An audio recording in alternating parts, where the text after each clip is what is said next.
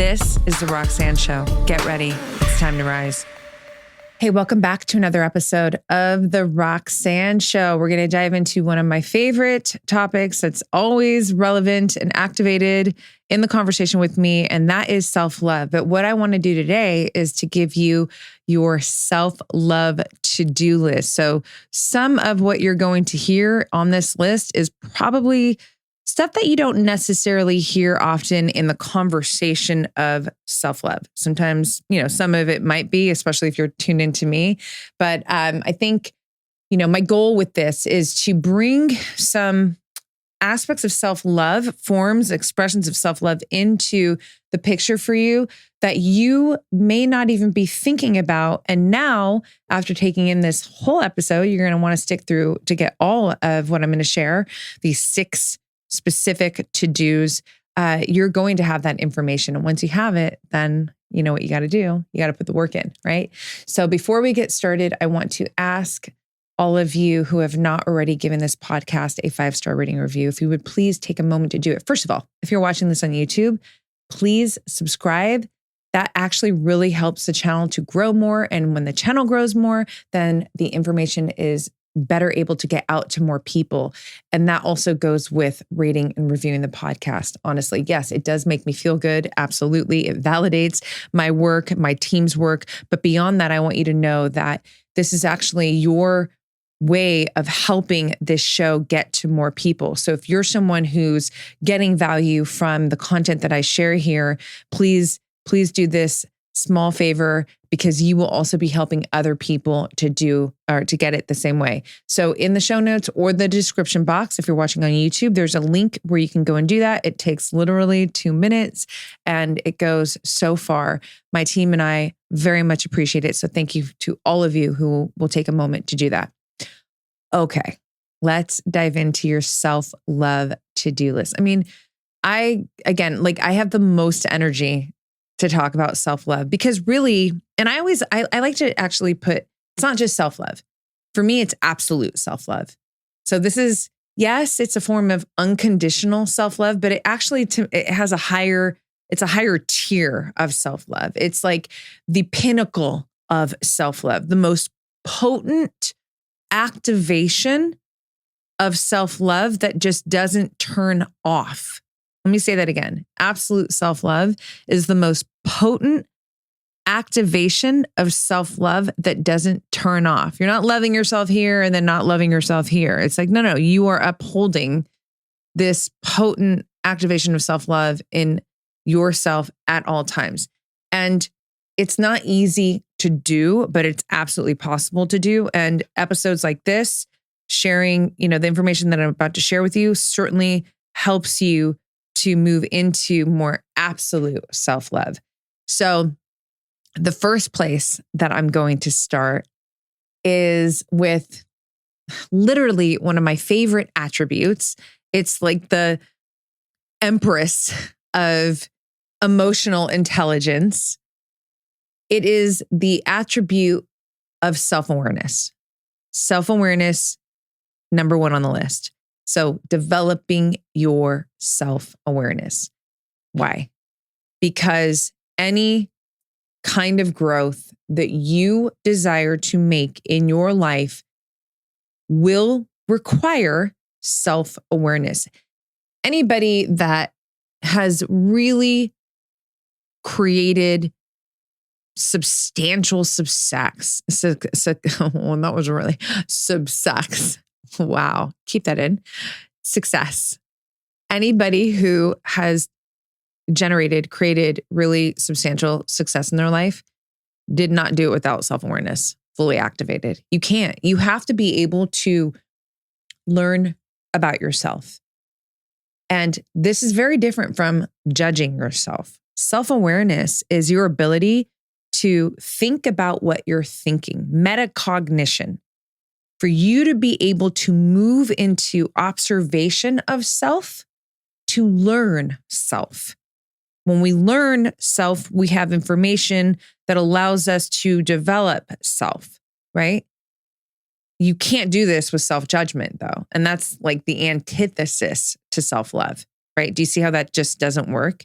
So my favorite way to create more self-awareness is, my longtime listeners, I bet you can guess, you're like, journaling. Exactly. Ding, you got points. Journaling. It's certainly how I've done it in my life, and I've been very fortunate that, just from a very, very young age, I just took to journaling. I took to writing. I love it. I was a diarist from, the earliest years of my life, and I just have never stopped, and it has really allowed me to observe myself in the most incredible of ways. And there was a lot of judgment for sure, like especially in my 20s. But guess what? I'm actually able to see where I was judging myself, and as I would expand my consciousness, develop myself more, where more self-compassion would come in, I can actually look back on those moments and hold compassion for myself. And even that is so powerful to witness. But self-awareness for me every single day is so activated because, again, it's my way of being able to, first of all, one of the greatest things that self-awareness does, and that was going to go into what I was just going to say. It's a space that you can develop between a stimulus, so something coming at you or some kind of situation, and your response. People with low levels of self-awareness don't have much space there, and they're very reactionary. You just, something happens and boom, you respond. You respond. And more often than not, it's not a great response, right? But the more that you develop your self-awareness, the more that you give yourself this space. And that space doesn't necessarily have to, even in the time sense, have to take it doesn't have to take a long time. I mean, it can, depending on the situation. It's just that mentally you're able to process things in a way that gives you more time so that you can respond the way that you really want to, the way that is in, more harmony with your highest self, right? So it's really important. I mean, that's just one reason, again, why self-awareness is so important. And it absolutely helps you develop more self-love because, my 5S self-mastery code, I call it, right? It's got these 5 pillars, and the leader is self-awareness. After that is self-connection. So when you start to create more self-awareness within yourself, you're able to connect with yourself more. All the facets of your being, you get more connected to. When you can start to generate more self-connection, well, now we can move into self-love, right? You actually know yourself. So then you're better able to understand yourself, which also helps you, be in this position where you can actually just love on yourself more. Do you see what I'm saying? So self-connection in my self-mastery, I used to call it a roadmap, but I call it a code now, is the precursor to self-love. But again, what comes before self-connection? Self-awareness. And just for those of you who don't know yet, what comes after self-love is self-confidence.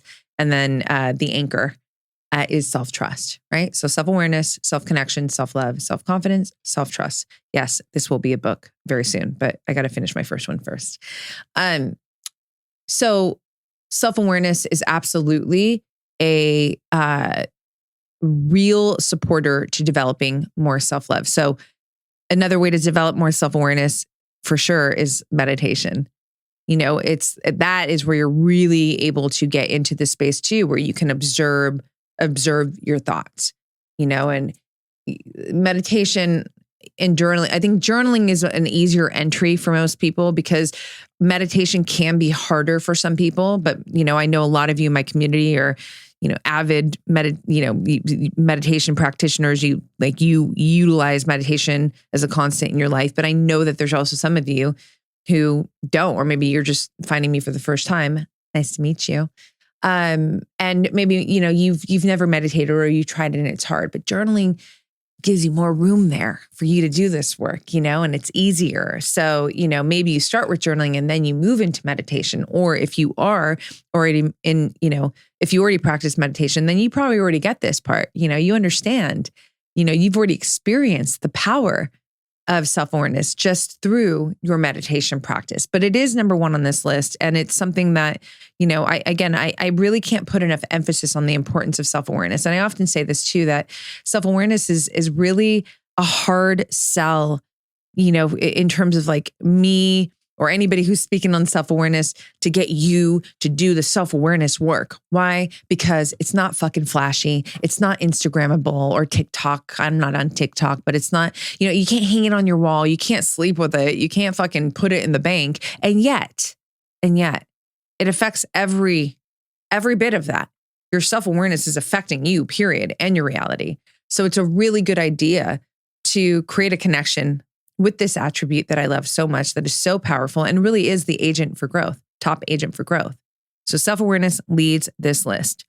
Number two, so good, so powerful, so important. Keep your word. You want to love yourself more? Keep your fucking word with yourself. With others, for sure. With yourself. Hard stop. You have to. Because if you don't, it's like saying to yourself that you kind of don't matter. You can just say like, oh, I'm going to do this thing, whatever this thing is. It's probably something you need to do. That's good for you to do. And you just don't do it. And maybe that's like a constant for you. I mean, what are you informing your self-identity on? You're literally saying that you're just not that important, right? Because imagine if somebody in your life kept telling you that they're going to do something related to you, with you, for you, and they never kept their word. How would that make you feel? Probably not important. Probably not like your priority. Probably not respected. Certainly not loved, So don't do that to yourself. It's the same. It starts with you. It all starts with you.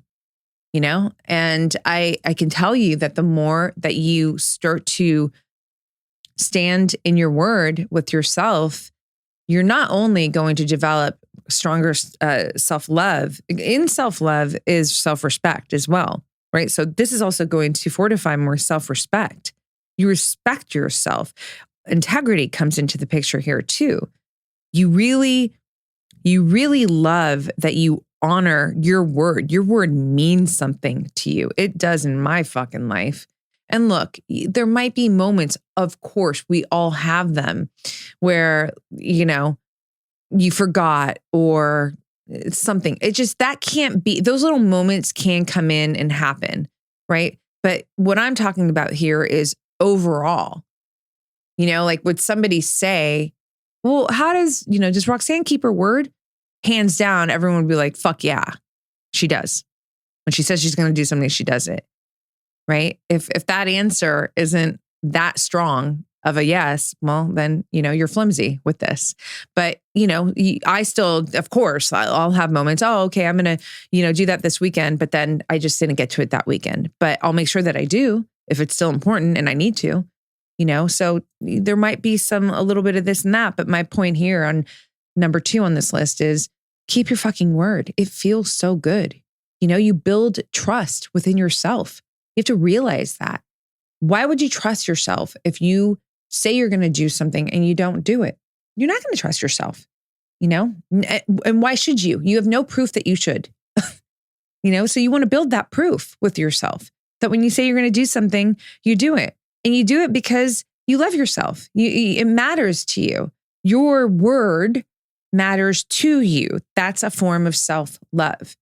So very important to, just really, and how do you get into practice of that? I mean, look, if you're someone who has a hard time keeping your word, go to your journal and start asking yourself the questions of what am I doing? Like, why am I holding myself back from actually, taking to my word here, like putting in the action behind my word? And do this with, I always say, the student lens, not the judgment lens, because you're curious. You want to find out. Maybe there's some, program that's lodged in that is not allowing you. You're like, it's supporting more self-sabotage, because maybe there's some kind of fear that you're harboring inside that you're not even aware of consciously. But when you do this self-inquiry work and you just ask yourself questions and don't stop short, keep asking until you'll know when you get to the answer. It's actually fucking so powerful when you get to the answer. You got to love yourself enough to do this work too. It's a form of self-love right now, right? So ask yourself those questions. And when you get to that sweet spot, that answer, then you get to decide, well, what am I going to do with this? How do I want to make a change here? And then that becomes your work, right? But if you are someone who, doesn't necessarily have to do that self-inquiry work when it comes to keeping your word, and maybe you just need to just get better at it, just start, maybe don't what's the word? Don't just keep it more simple. Don't set up these big tasks and goals and promises that you can't keep. You can't keep. So just back it up a bit, make it smaller, make it realistic for you. And that's what a lot of people do, especially New Year's. Oh my gosh. It's like the forget it. I'm going to just change everything. It's like, stop, just change one thing right now and then build off that dopamine loop, right? When you've witnessed that you've actually done the thing, it closes a dopamine loop, and that gives you more self-esteem, more self-confidence. It certainly makes you love yourself more, self-respect. And then you can start to do more, bigger things, maybe make a bigger promise, whatever it is. But I'm just saying, a lot of times I think people get way ahead of themselves, and then they'll, create these arduous tasks and goals and promises. And, that's only a setup for you to feel guilty, to feel shame, and just to ultimately feel like shit, right? So don't do that. Don't be afraid to make it smaller, your day-to-day, even your to-do list, okay? Don't tack on 100 things and then you don't get to it. You said you're going to do it and you didn't do it, and now you feel like shit. 3 things really should be the most, your priorities. Anything extra is that's extra. If you get to it, you do. But 3 things are the priority. So, that's like a whole episode in of itself around productivity. I'm happy to do that one too. But to close this one, number 2 is keep your fucking word. You're worth it. Number 3, do hard things. Do hard things. This is one of my favorites. I love doing hard things. I really do. But I've trained myself to love hard things. I think I've really, from a very young age, I took to this feeling of like Rocky. Rocky's like a life hero for me. I love Rocky. And witnessing that underdog story. And I just felt, and still to this day, feel such a deep connection to him. Witnessing how he fought for himself and the hard shit that he was willing to show up and do for himself, for his loved ones, to get to the wins. Like, that gives me chills right now, right? And none of that was easy, right? And so I've just always took to this idea that doing hard things is a statement of self-love. It really is. I'm not saying you have to have a hard life to feel self-love, but I am saying that life is hard, period, right? So if we can do hard things that allow ourselves to build more resilience, more strength, more confidence in ourselves, like expanding our capacity to be able to endure more, to persevere more, to, increase our fortitude, then yeah, that's a fucking absolute statement of self-love and a really good idea, right? And if anything, when we're doing this work, we actually make it a lot easier on ourselves in life. Like, so if things get really hard in life, maybe you didn't produce a heart, or maybe you did because it's like part of your process for whatever it is that you're going for in your life. You are so much more equipped to move through that process with equanimity, with fluidity, with composure, with confidence, because you've built this resilience, you've built your capacity. So in the end, it really does make it easier to go through challenging moments. So there's endless value on doing hard things. And how do you do that? I mean, I love, training for me, my physical training, right? So there's so many different modalities that I do, but man, like I'll think of like sprinting, doing the 400 meter, which is so brutal. It's so brutal. I mean, listen, I'm not jogging. I'm not even running. I'm fucking sprinting. That means you're going full steam the whole time, and full steam one time around the track, 400 meters, is a lot. It's hard. It's brutal. When you hit the 300 mark, oh my God, let me tell you, it's just like, everything just gets heavier in that moment. And you still, actually, that's when you have to pull in your form at an even higher level. Like, you can't fall apart. It's the end of the race. You got to hold it together and really, really give it everything you've got, right? Or what are the other, every second that you just ran before, what does that even matter? So it's that end piece when it's the hardest of hard, when your physical body starts to become heavier and heavier, that you have to pull your shit together and make it so much more graceful and efficient in that moment, to get you across the finish. And that's just one, I could talk about weightlifting, I could talk about jujitsu, but that skill, when I'm done with that and I can't talk, my brother's just timing me and I'm just immediately to my knees and just doing my breath work to just collect myself and get my nervous system into this, you're not going to die state. I'm going to tell you right now that transfers over to my life and makes a lot of hard things easier for me because it's not just the physical component there or in any part of the training. It's the mental piece of me getting myself through it, lifting the heavy weight, staying, calm underneath, this heavy guy in a, gi and I'm just suffocating, that is a skill that transfers. So why I share that with you is because one of the ways at which you can develop more of your, develop the ability to do more hard things is utilize your training. And don't be stupid, obviously, be smart, meaning don't go so far over the edge and then you get injured. But it's a controlled environment where you can push yourself. That's why it's really valuable. Right? So whether that's just tacking on a little bit more weight than you normally do, or doing some more reps, or maybe even if it's just doing something completely different that you've never done before. Maybe you never have done sprints before, you always do your spin cycle or whatever. And now you're like, you know what? I was listening to Roxanne and I'm going to actually go to the track and I'm going to try sprinting. Well, that's that's really hard, right? Because it's a brand new stimulus that every part of your being has to learn and move into an adaptation with. So, I think training is a really easy way to start challenging yourself, but it's certainly not the only way. Challenging yourself can even go back to number 2, to do hard things. It could be to keep your word. Maybe it's you said that you're going to finish X this week, whatever X is. And, you've said it several times before, but you didn't do it. Well, this is the week that you actually are going to do it. And it's going to require a higher level of discipline, of focus, of saying no to things that you normally say yes to, et cetera, et cetera. Well, that is doing something hard. And so you can, certainly put that into this space as well for you to be able to encourage yourself to do more hard things. It could be a cold fucking shower or a cold plunge. Go do it. Even if it's 20 seconds and then it gets to 45 seconds and then it gets to a minute.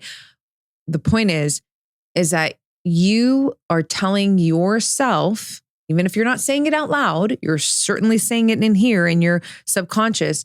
You're saying to yourself, I'm worth the effort. I'm worth trying. I'm worth enduring the hard. I can do this. I'm going to do this. The outcome is less relevant to me as is my saying yes to the challenge, because I know that me saying yes to this challenge means that I can handle so many more challenges in my life in a way that I really want to. Composure, equanimity, fluidity, calmness, all of that. So that's why it's just a really, really important form of self-love. Don't make excuses. Do hard shit. I'm gonna keep saying it because it's not talked about enough in self-love, in the self-love conversation. It certainly is in my world. You've probably heard it a million times with me, but I'm going to keep talking about it because it's got to equal out. We can't just talk about self-love I don't mean to be an asshole. I am the warmest, self-compassion, self-care, quiet. Sometimes you just, you move slow, all of that. I'm with all of that. And it is so activated in my life.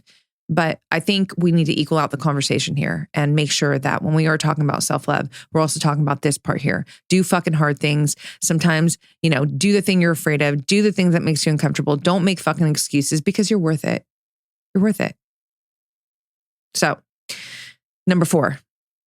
Number four is probably something you don't hear about much when we talk about self-love, but it is so important. Number four is continue learning. You want to keep growing in your life.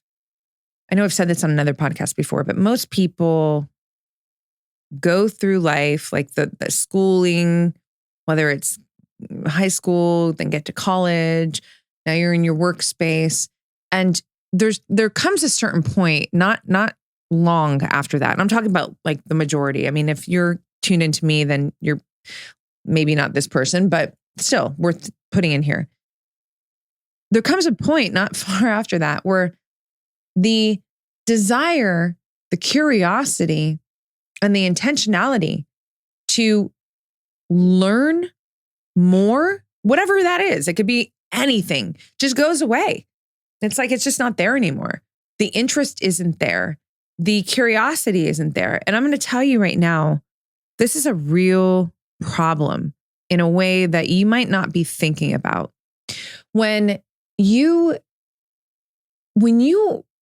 are learning something new, it's really invigorating. It's exciting. It's like you're getting up and you're getting, to whatever that is in the day. And it's like, it's releasing fucking hormones that feel like dopamine. Like you're interested, you're curious. This is really healthy. You don't want to be the person who wakes up and just fucking, it's like gray. What are you even doing? What's the purpose? Turn on the TV. Again, anybody can be listening to this, but I just know that my community is, you guys are, or even if you are that person, like, honestly, I have the most compassion and empathy because there could be some kind of traumatic reason that put you in that position where you are that person right now. I don't know. But I do know this, that you want to stay interested in your life. You don't have to make a career out of everything you learn. You don't have to turn it into some money-making skill. If you want to, great. That's fucking awesome. But you do want to stay interested. You do want to keep, even just literally for the health of the actual health of your brain, you need to use your brain. Novelty, not just the same thing that you're doing all the time. Challenge it, whether it's learning a new language, learning how to cook in the kitchen, learning how to build something, learning how to, start something, that is business related, whatever it is, sewing, gardening, endless things, making jewelry. There's so many things you can do. My point is that a form of self-love is keeping yourself interested in life, to keep learning, to keep growing, to keep your imagination and your curiosity so fucking activated. This is also how you invigorate your vitality. This is how you become that person who people just want to talk to because you're fucking interesting. You're interesting because you're interested. People that lose interest in life are not interesting. And I'm not saying do it for that reason so you become the most interesting person. No, like, let this be an intrinsic drive for yourself that you're in this one life that we're here to live, and you want to get the most out of it. And part of that most is loving yourself enough to stay curious and interested to learn new things. So whatever that is, it could be anything, and don't overthink it. Just remember, there's even apps that support your brain to learn. Start there if you want to. If you can't think of something or you don't want to overcommit to something, fine. But then get on one of these brain apps that, there's like Thinkable or no, I don't know the name of it, unfortunately, but whatever, you can look it up. There are so many that will help you to exercise your brain. And that one move that you make can actually be the catalyst for you to actually start learning something really, like, maybe you're going to, start learning how to cook and like a certain form of cooking or whatever it is, just I just want to make it clear that that is a form of self-love, that you're staying interested and that you're staying invigorated and curious, and you are, honoring your passion for growth, really. Number 5 is so fun and so important and so fun and so important. By the way, there's no order of priority here. Self-awareness, I think, always leads. But the 2 and the 3 and the 4, they could be interchangeable. But this one right here is really, it's an act of self-love for sure. And it is, keep it playful. It's playfulness. Playful energy is open energy. How can you invite more play energy into your life, right? And I'm talking about healthy play. I'm talking about playfulness that keeps you open. So whether it's being, doing some things in nature, whatever it is, it could be, making more time to spend with your loved ones, doing fun things like dancing or cooking, but just keeping that space where you don't become rigid. Like you need some suppleness. I think playfulness, to me, is very supple. It's like your hands are in the clay. It's not rigid, it's very curvy. It's, you know what I mean? And this is really important, because when you think about, you're a high performer and you're, moving through your day and you're hitting the targets, and it's very analytical and logical. And like, we're just moving from that mindset and that energy. Playfulness is that feminine energy that comes in and harmonizes us. So we don't just become a hard ass, in this way. And that becomes, when you become rigid, you become breakable, right? Playfulness is what helps you become unbreakable. Having a good sense of humor is really important. And if you don't have one, probably because there's a lot of issues inside, like uncomfortableness, and I don't say that as, to be mean. I'm just saying that as a truth in psychology, because the more open we are, the more free we are inside. We're not harboring a bunch of, feelings that don't feel good. And I'm not saying they can't live in there and be open, but I'm saying your dominant state and feeling inside is not that. It's that you are more open and there's just more freedom inside. And that's really why I love playfulness too. When you come across someone who is open and who does have that sense of humor and is easy to laugh with, you can't not feel the energy of liberation from them. They're so free. They're confident. They're comfortable, right? So playfulness really does have a bigger role in self-love than one might think, which is why it's on this list. So what are the ways that you could be more playful? There's so many things you can do. Just step outside of your routine and do something different. That's even a form of playfulness, but make it light. Don't make it rigid. Don't make it about, hitting a goal or like, you know what I mean? It needs to flow more. Playfulness is very flowing energy. It's very fluid. So, it has to live on this list. I love being playful. If you're connected to me on IG, Roxy Look, you often see posts where I'm, on the beach and I'm running and I'm in the ocean and I'm just with myself, like fully fucking self-entertainment, just in the ocean. Here's the ocean show, you guys, and it's funny to me. And that's playful energy. Playful energy is also, taking time to get ready, and I'm not saying be late, but I'm saying like make the time to be able to move slow in that process with yourself and, put your makeup on slowly and, just have more fun in these moments in the kitchen, cooking, turn on the music, dance in between putting on the fucking meat over there and putting the vegetables over there. Again, it's up to you, but I'm just saying, think and moreover, feel this energy of playfulness and make sure that it's activated very powerfully in your life. It is absolutely a form of self-love. Last one, huge one, big one, could have been number 1, but again, we're not doing that here. So big, self-accountability. If you are not accountable for your own actions in life, then you don't fucking own your life, and you certainly aren't loving yourself in the process. One of the greatest expressions of self-love is owning your shit. period. Doesn't feel good sometimes. Oh, well, you still got to own it. You have to own it. Again, it's like this honesty piece with yourself. You're not willing to be unhonest with yourself. You're not willing to take cheap shots with yourself. You're not willing to cut corners with yourself. You own your actions.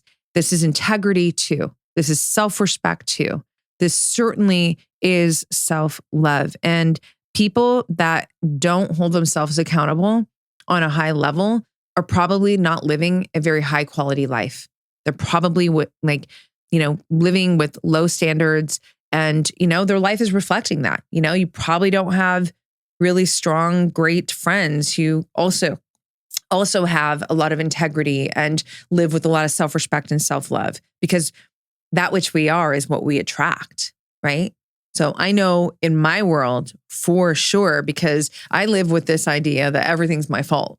Even if this person did me wrong, okay, and I want to investigate myself, not from judgment, from curiosity, because again, I'm always student of self. I want to understand what was my role in that situation? Or why was I even in that situation? Or, I used to do this a lot in, past romantic parts of my life, years and years and years ago, when I would just go like, why did you allow that? Why? And, if I didn't hold myself accountable, and that's really important. It's so important to differentiate. When I say self-accountable, I don't mean self-judgment. I'm not asking you to fucking judge yourself all the time. You're not perfect. No one is. We're going to fuck up. We're going to make mistakes. We're going to miss the mark. How do you get better in those moments? From ignoring them? From not owning them? From blaming? No. It's from standing in yourself, like standing with yourself in those moments and owning the situation and analyzing it from a place of curiosity so that you can extract whatever information you need to from the situation that will support your development in that specific area or your life period, right? So self-accountability is absolutely a form of self-love. It's huge. And you can have accountability partners in your life too. That's great. That's important.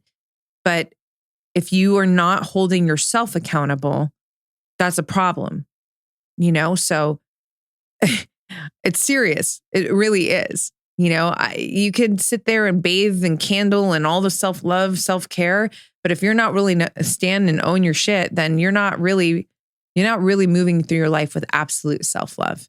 Don't be afraid. Don't be afraid to hold yourself accountable in your life, to own self-accountability. Because if you're afraid to do that, then you're backing down from a lot of important things that you should be doing in your life to live with more mastery. So number 6 is self-accountability. And really, if you go back to number 2, keeping your word, right? These two go hand in hand. So what could you do to promote more accountability? Well, again, journaling. How'd you show up? Journal it out today. And really, if there are things that you missed the mark on or things you didn't do, you didn't keep the word or whatever, just own it. And then ask yourself, well, why did I do that? And how can I do better next time? There's no magic pill here in terms of the solutions. All of this is going to take work, but it's the best work you could ever do, which is the form of self-love, because it's you being willing to dive into yourself, to do the self-inquiry work and to do the work that comes after you extract that information and to keep it moving forward and developing your mastery. This is self-love. So I would love to know if any of these hit you in the sweet spot today, in the heart, in the mind, both. Are there changes you're going to make? What powerful takeaways? I love hearing from you guys. It means so much to me. On the note of accountability, self-accountability prioritized, yes. But if you, to all my women here, to all my girls, all the queens here, are looking for accountability partners, then I'm inviting you into my free exclusive community for women, Queendom. Queendom is such a badass, empowered space with like-minded women who are really showing up, doing all the work to develop more mastery in their life, self-love being a big part of it. I'm in there once a month. I do a live Q&A. We do other fun events too. I do pop-up lives, and there's challenges, and there's other fun spaces like continuation of podcasts, so we can dive deeper into topics like this. There's challenges every month. But again, what's so special is the magic between all the women moving in this space. So I encourage you, if you are, one of my girls here listening to this show, and you want to come into Queendom, there's just an application process, but you can do that. Go to the description box if you're watching this on YouTube, or if you're listening to this on Spotify, Google Play, wherever you're listening, Apple, go into the show notes and you will see the link there to sign up, to get the application, and I'll see you in Queendom. All right, you guys, thank you so much for being here. I love showing up for you. And I do hope and trust and believe that at least one of these self-love to-dos really hit home for you today. So I encourage you to communicate if that is the case with me. Again, Roxy Look on Instagram. And I'll see you in the next one.